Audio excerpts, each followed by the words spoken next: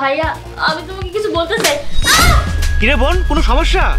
না না ভাইয়া, আমি ঠিক আছি, কোনো সমস্যা নেই। যদি কোনো সমস্যা হয় তাহলে আমি তোর বাসায় আসি। হ্যাঁ ভাইয়া আসো। আচ্ছা, তোর হাজবেন্ড কোথায়? হ্যাঁ ভাইয়া, ও তো এখানে আছে, কিন্তু ওরা আমাকে মারছে। তোমরা আমার সাথে এমন কেন করছো? সুযোগ পেলে আমি আমার ভাইয়াকে সব বলে দিব। কি তুই তোর ভাইকে এসব না বলে যেটা বলতে বলা হয়তো সেটা বলবি? হ্যাঁ অপু, কেন কেন তুমি তোমার ভাইকে বলছো না সম্পত্তি অর্ধেক তোমার নামে লিখে দিতে, যাতে আমার ভাই তোমার ভাইয়ের সম্পত্তির অর্ধেকটা পেয়ে যায়? হ্যাঁ, কেন তুই তোর ভাইকে এই কথাটা বলিস না? আমরা তোকে অত্যাচার করছি, তুই সেই কথাটা তোর ভাইকে বলবি? তোর কি একটু হয়রান নেই? তোকে এত কষ্ট দিই, তাও তুই আসল কথা না বলে তুই তোর ভাইকে আমাদের কথা বলতে চাস? তোর এত সাহস? হ্যাঁ বলবো আমি আমার ভাইকে। আর তোমাদেরকে কখনোই আমি আমার ভাইয়ের সম্পত্তি দেওয়ার কথা বলবো না, কখনোই না। আমার ভাইয়া অনেক কষ্ট করে সম্পত্তি বানিয়েছে, আমাকে বড় করেছে। বিয়ের সময় তোমরা যা দাবি করেছো আমার ভাইয়া সবকিছু দিয়েছে। আমি এখন আমার ভাইয়ের কাছে সম্পত্তি দাবি করতে পারবো না, কারণ এই সম্পত্তি তো আমার ভাইয়ের, আমার তো পৈতৃক সম্পত্তি না। তাই শোনো, সে যে সম্পত্তি হোক না কেন ওই সম্পত্তির অর্ধেক আমাদের চাই। হ্যাঁ, ওই সম্পত্তির অর্ধেক আমি চাই, তুই তোর ভাইকে বলবি। আর তোর ভাই তোর সুখের জন্য সব সম্পত্তি লিখে দিবে। আমি বলবো না। এখন যদি অর্ধেক দিই, কিছুদিন পর তোমরা আবার আমার উপর নির্যাতন করবে, তখন বলবে যে বাকি সম্পত্তির ভাগও নিয়ে এসো। কারণ তোমরা তো একটা লোভী। আমি মরে যাবো, তবু আমার ভাইয়াকে আমি নিশ্চয় করতে পারবো না। কি বললে তুই? সম্পত্তি আমার হবে না? তুই কি মরতে চাস?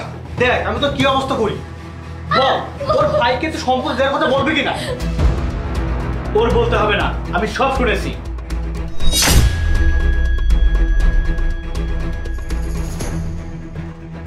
আরে ভাইয়া, আপনি? হ্যাঁ আমি। তোমরা আমার বোনের উপরে কি ধরনের নির্যাতন করেছো আর কি বলেছো সব আমি শুনেছি। তোমরা ফোনের কল না কেটেই এতক্ষণ ধরে আমার বোনের উপর নির্যাতন করছো, আর আমার সব সম্পত্তি নেওয়ার কথা বলছো।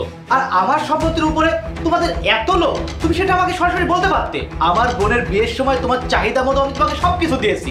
আমার বোনের সুখের জন্য না হয় তোমাকে সম্পত্তিগুলো দিয়ে দিতাম, কিন্তু যে বোনের উপরে আমি কখনো ফুলের আসল লাগতে দেইনি, সেই বোনের উপরে তোমরা নির্যাতন করছো। তোমাদেরকে আমি আর ছাড়বো না। আমার বোনকে দরকারে সারা জীবন আমি আমার ঘরে রেখে দেবো, তবু তোমাদের মতো অমানুষের সংসারে আর দেবো না। আর তোদেরকে নারী নির্যাতনের দায়ে সারা জীবন জেল খাটাবো। না না ভাইয়া, তুমি এই কাজটা করো না। তারা তো আমার স্বামী আর ভাসুর। এখন তো আমার বিয়ে হয়েছে, এখন তারাই তো আমার সবচেয়ে আপনজন। আমি যেমন তোমার কোনো ক্ষতি চাই না, তেমনই আমার স্বামী বা ভাসুরের কোনো ক্ষতি হোক সেটা আমি চাই না। আমার স্বামী তো এখন আমার সব, আর আমার ভাসুর আমার বড় ভাই, আমার বাবার মতো। আমি আমার জীবিত অবস্থায় আমার স্বামী সম্পদ ছেড়ে কোথাও যাব না, এখান থেকে আমার লাশ যাবে। অপু বোন, তুমি এত ভালো মেয়ে, আর আমি কি না তোমাকে ভুল বুঝি কিছু না জেনে শুনে আমার ভাইকে দিয়ে তোমার উপরে কত অত্যাচার করিয়েছি। বোন, আমাদের কোনো বোন নেই, তারপরেও আমি তোমাকে আমার বোন ভাবতে পারিনি। আমাদের এত অত্যাচার সহ্য করেও তুমি তোমার বাবার মতো আমাকে সম্মান করছো, শ্রদ্ধা করছো। পারলে পারলে তুমি আমাকে ক্ষমা করে দাও বোন। আমি তোমাকে কথা দিচ্ছি, আমি আর কোনো দিন তোমাকে কষ্ট দিব না। একেবারে নিজের আপন বোনের মতো করে ভালোবাসবো। হ্যাঁ অপু, এত কষ্ট সহ্য করার পরও তুমি আমাকে ছেড়ে চলে যেতে চাও না।